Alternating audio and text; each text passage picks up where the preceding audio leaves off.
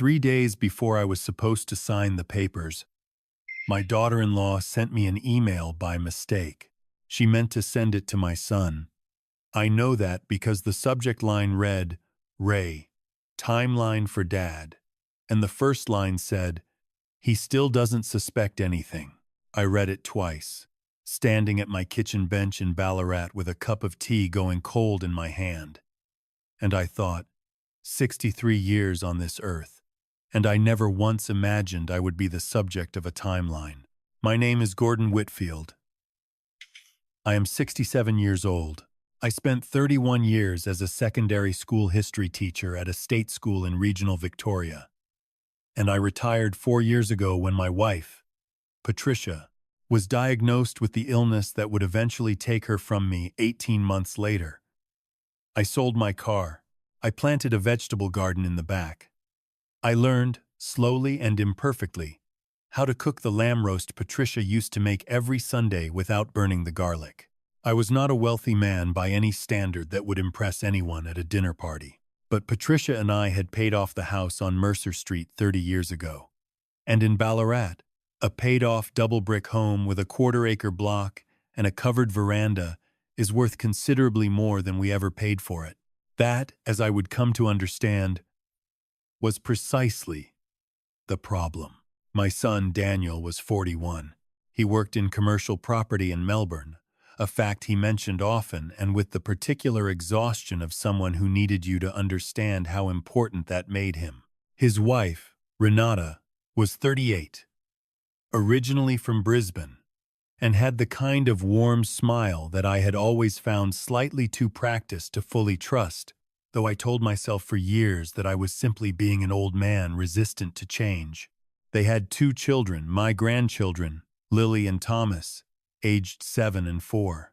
I loved those children in the way that grandparents love grandchildren, which is to say, completely, and without any of the complicated anxieties that come with being the parent. Lily had Patricia's eyes. Thomas had Patricia's stubbornness. I would have done anything for either of them.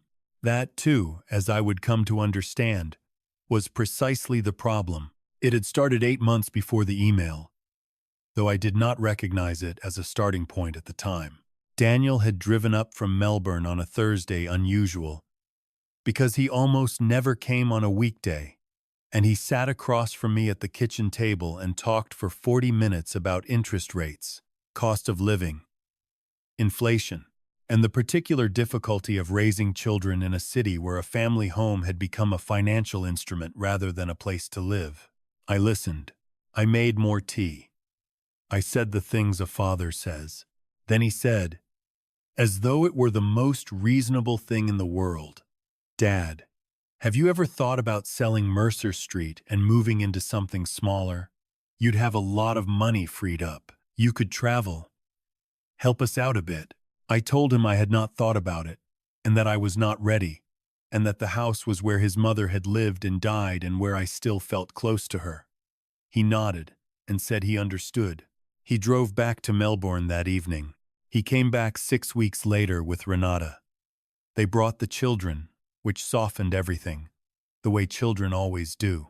We had lunch on the veranda. Lily helped me water Patricia's roses. Thomas knocked over a garden ornament and cried, and I held him until he stopped. And for a while, it felt like a normal Sunday. After lunch, while the children watched something on a tablet, Daniel and Renata sat with me, and Renata began talking gently, carefully, with that practiced smile about a friend of hers who had moved her elderly father into a retirement village, and how transformative it had been for everyone involved.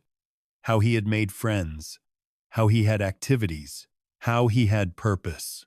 I was 67 years old and in good health, and I had just spent 20 minutes teaching my granddaughter the difference between a damask rose and a hybrid tea. I did not particularly feel like I was lacking purpose, but I listened, and I nodded, and I said I would think about it. I did not think about it, and I did not bring it up again, and for a while the visits returned to normal. Christmas came. I drove down to Melbourne and slept in their spare room and watched Daniel open a bottle of wine that cost more than my weekly grocery shop, and felt the particular loneliness of being a widower at a table full of couples without quite being able to name it. Then, in March, Daniel called me and told me he was in financial trouble. He said it quietly and without much preamble, which told me the trouble was serious. A deal had fallen through. A partner had defaulted. There were legal fees. He had borrowed against their mortgage, and now the repayments were strangling them. He was not asking for anything, he said. He just wanted me to know. I thanked him for telling me. I said I was sorry. I told him that family got through things together. 3 days later, he called again and asked if I had given any more thought to selling Mercer Street. I said, not yet, but I said it gently, because he was my son, and he was struggling, and I still believed, at that point, that the conversation we were having was the one it appeared to be. I found out later from the email that I was wrong about that. The email arrived on a Tuesday morning in late August. I had been out early to buy bread and the newspaper, an old habit I have never been able to surrender to digital convenience. And when I came back, I made toast and opened my laptop at the kitchen bench and saw a new message from Renata's address with the subject line, Timeline for Dad. I assumed it was something benign. A birthday plan, perhaps. An update about the children. I clicked it open. He still doesn't suspect anything. The real estate agent confirmed the Mercer Street valuation $940K minimum, possibly $980K in the current market. If we move quickly before he starts talking to anyone else about his options, we can have him signed before Easter. The aged care facility in Wendouree has availability. I've already spoken to the intake coordinator. Once he's settled in and we have the house sold, the debt is cleared and we have enough left over for the Portsea block. Just keep him feeling supported and don't push too hard. He responds better when he thinks it's his idea. I read it 3 times. I set down my toast. I sat very still for a long moment, listening to the refrigerator hum and the magpies outside in Patricia's garden, and I thought about the word timeline. I thought about the phrase before he starts talking to anyone else. I thought about don't push too hard. He responds better when he thinks it's his idea. I had taught history for 31 years. I knew what it looked like when someone rewrote the record to suit the version of events they preferred. I had just never expected to be the subject being revised. I did not call Daniel. I did not call Renata. I closed the laptop, finished my cold toast, and went for a walk to the lake, which is what I have always done when I need to think without the interference of my own anger. I walked for an hour and a half. By the time I came home, I had decided on 2 things. First, I would not let them know I had seen the email. Second, I would not sign anything until I understood the full shape of what had been planned. I called my old friend, Russell Carmichael, that afternoon. Russell and I had taught at the same school for 20 years before he retried and became something of an amateur legal researcher enough to know who to call and what questions to ask. I told him I needed to speak to a solicitor about estate planning and property rights without my family knowing I was doing so. He gave me a name. I made an appointment for the following Friday. In the meantime, I played my part. Daniel called that Wednesday to check in, as he often did now, and I told him I had been thinking about what he'd said and that perhaps he was right. Perhaps the house was too big for one person. Perhaps I should consider my options. I could hear the relief in his voice before he could compose it back into something measured.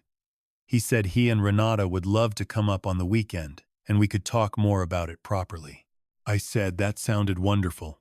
That Friday I met with the solicitor, a woman named Miss Adeyemi, whose directness I appreciated immediately. I showed her the email. I showed her the correspondence I had since quietly located in my own inbox. Older messages from Renata to a real estate agent that had been CC'd to my address by apparent error several weeks prior, which I had not opened at the time because I had assumed they were misdirected spam. They were not spam. Miss Adeyemi read everything carefully. Then she explained to me, in plain language, what my rights were. The house was in my name alone. No one could compel me to sell it. No one could place me in residential aged care without my consent, provided I retained mental capacity, which I demonstrably did. She also explained that what Daniel and Renata appeared to be doing occupied a gray area. It was not strictly illegal for family members to encourage an elderly parent toward a property decision that benefited them, provided no fraud or undue influence could be proven. But, she said, what I had in those emails was documentation of intent, and documentation had a way of clarifying gray areas considerably. She advised me to say nothing, sign nothing, and gather everything. I did exactly that for the next 6 weeks. Daniel and Renata came up that Saturday as planned, and I fed them lunch on the same veranda where the conversation had started, and I listened to Renata talk about the Wendouree facility with the warmth of someone describing a 5-star resort, and I nodded and said it sounded very comfortable. And I watched my son watch me with something in his eyes that I had to work hard not to name. I took photographs on my phone of the brochures Renata left on the bench. I wrote down dates and summaries of every conversation. I forwarded myself copies of every email, including the ones I was not supposed to have seen. I also had a quiet conversation with my neighbor, Margaret Paletti, who had lived next door for 22 years and who had been Patricia's closest friend. Margaret had noticed the increased visits, the brochures arriving in my letterbox, the real estate agent's car she had spotted parked on Mercer Street one afternoon when I was out. She had not said anything because she had not wanted to interfere. I told her that her interference was now very welcome and asked if she would be willing to write down what she had observed. She wrote 3 pages. Margaret had always been thorough. In September, Daniel called and asked me to attend a family meeting at his house in Melbourne. Him, Renata, and a financial advisor they had engaged, someone who could walk me through the options in a professional context. I agreed. I drove down on the Sunday and sat across the dining table from the 3 of them, and I listened for 90 minutes while the advisor, a pleasant young man who had no idea, I think, of the full picture, explained the tax efficiencies of downsizing and the lifestyle advantages of aged care and the very attractive current property market in Ballarat. Then I took a folder from my bag and placed it on the table. I did not raise my voice. I had promised myself that much. I said, calmly, that I had a few documents I thought would be useful context for the conversation. The first was a copy of the email Renata had sent in August, the one about the timeline. The second was the correspondence with the real estate agent. The third was a note from my solicitor, outlining my legal position with respect to the property and my mental capacity. The fourth was Margaret's written account of her observations over the previous 8 months. The financial advisor looked at the folder, and then at Daniel, and then back at the folder. Renata's practiced smile did not so much disappear as solidify, the way a face does when it is working very hard to remain a face. Daniel said my name once, quietly. Just my name. Nothing after it. I told them that I would not be selling Mercer Street at this time, or signing any documents of any kind without my solicitor present, or attending any appointments at the Wendouree facility or anywhere similar. I told them that the financial difficulty Daniel was in was real, and I was sorry for it, and that if he had come to me honestly 8 months ago and asked for help, I would have found a way to help him that did not involve dismantling the life his mother and I had built. But he had not come to me honestly, and that mattered. I told Renata that what she had written in that email, "He responds better when he thinks it's his idea," was the sentence that had stayed with me longest, because it told me she understood exactly what she was doing and had chosen to do it anyway. I stood up, took my folder, thanked the financial advisor for his time, and drove home to Ballarat. I did not hear from Daniel for 3 weeks. When he finally called, he did not apologize, not directly, but there was something different in his voice, a kind of flatness, as if the performance had been too exhausting to continue.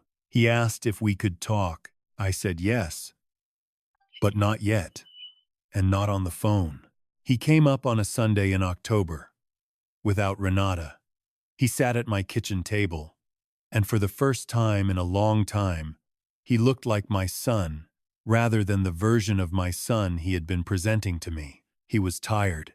He was ashamed, I think, though shame in men his age often comes out sideways, as silence or deflection. I made tea. I let him sit with it. He told me that the debt was worse than he had let on. He told me that Renata had driven most of the plan, but that he had agreed to it, and that he had told himself it was practical and sensible, and in my best interests, and that somewhere he had known that was not quite true, but had kept going anyway. He told me he was sorry for that, not for the plan exactly, but for the going anyway. I thought that was probably as honest as he could manage, and I accepted it. I told him I was not going to pretend the 8 months had not happened. I told him that trust, once you could see the shape of what had been done to it, did not simply spring back into place like a screen door. It needed time and different behavior, not words. I told him I would help him with the debt in whatever way. I actually could not, by selling the house, but by looking at what I had and what I could offer, without surrendering the thing his mother and I had spent a life building. I had some savings. I had a superannuation account that Miss Adeyemi had helped me understand more clearly in recent months than I had ever thought to look at before. There were options, if approached honestly. He nodded.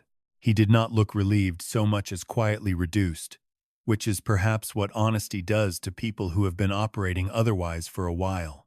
Lily and Thomas came up the following weekend with both their parents. We had lunch on the veranda. I let Thomas dig in the vegetable garden, which he had been asking to do for months, and we planted garlic together because it was the right season, and he was very serious about it in the way 4-year-olds are serious about things that feel important. Renata sat with her coffee and looked at the garden and said nothing that required me to evaluate its sincerity. That was, for the moment, enough. That evening, after they had driven back to Melbourne, I sat on the veranda in the last of the autumn light and looked at Patricia's roses, which I had learned to prune badly and love well, and I thought about the email that had arrived 3 days before I was supposed to sign papers I had not agreed to sign. I thought about the word timeline. I have taught enough history to know that the people who write the timeline do not always get to determine the ending. Sometimes the subject of the story finds the draft before it becomes the final version. Sometimes the record is set straight not by dramatic confrontation but by something quieter. A folder placed on a table. A voice kept level. A decision to know your own rights before anyone else decides them for you. Patricia would have handled it differently. She would have confronted them at the first Sunday lunch and said exactly what she thought with the particular directness she had that I always admired and occasionally feared. She would have been angrier than I was, and more vocal about it, and she probably would have been right to be. But I am the one who remained, and I handled it the way I handle most things, slowly, carefully, and with documentation. The house on Mercer Street is still mine. The garlic Thomas and I planted came up in the spring, crooked and imperfect and real. I have started going to a Thursday morning group at the local community center lawn bowls, which I resisted for 2 years because it seemed like a concession to a version of old age I wasn't ready to inhabit, and which I now find I enjoy with an enthusiasm that would have embarrassed my younger self. I am 67 years old. I still read the newspaper with breakfast. I still burn the garlic more often than Patricia would have tolerated. I am still here, in the house where she lived, tending the things she left behind and the life that remains mine to tend. There is a version of this story in which I signed the papers, in which the visits and the brochures and the practiced warmth and the carefully timed conversations wore me down the way water wears down stone, not in one moment, but in many small ones, until the resistance simply wasn't there anymore. I understand how that happens. I have seen it happen to people I knew, Good people with grown children who loved them imperfectly and needed things from them and found ways to need those things loudly enough to drown out the quieter question of what the parent actually wanted. That version of the story is possible. I do not think I am better than people who end up inside it. I think I got lucky. In a particular way. Lucky that the email came. Lucky that Russell knew who to call. Lucky that Margaret kept her 3 pages of observations in the neat hand of a woman who had been a school secretary for 30 years and understood that written records matter. Not everyone gets that kind of luck. So if there is anything I would want a person to take from the email, the folder, the table, the long drive home from Melbourne on a Sunday in September, it is something simple. Know what you own. Know what your rights are before someone else defines them for you. Let the people who love you earn that description through how they behave when something is at stake, not only when there is nothing to lose. And if a family member sends you an email by mistake and the subject line reads, timeline for Dad, read it. Read it carefully. And then, before you do anything else, make yourself a cup of tea, go for a walk, and think. Because the people in your life who are worth keeping are the ones who tell you the truth when it is inconvenient for them, not the ones who manage your perception until the papers are signed. That is a lesson I learned at 67, on a Tuesday morning, from a cold cup of tea and an email I was never meant to see. I hope you learn it from this instead.